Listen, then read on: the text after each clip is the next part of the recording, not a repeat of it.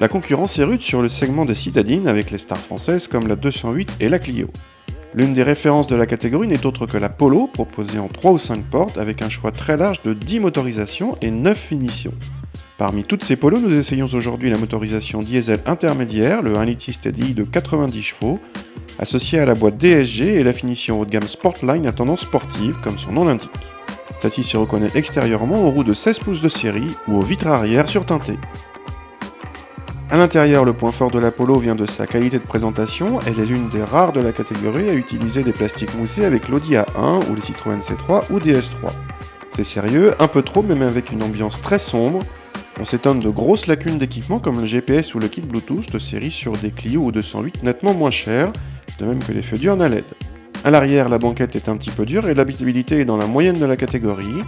Le coffre atteint les 290 m3, un peu moins bien qu'une Clio 4.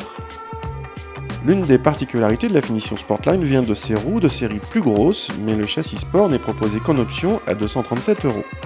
Notre voiture était assez ferme à basse vitesse mais devenait plus souple sur route.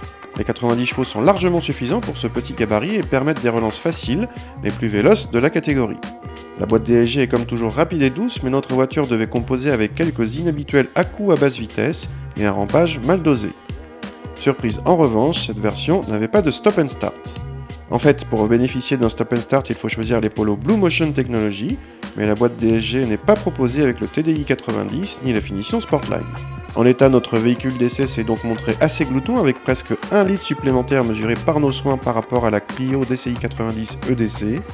La version Blue Motion réduit significativement cet écart.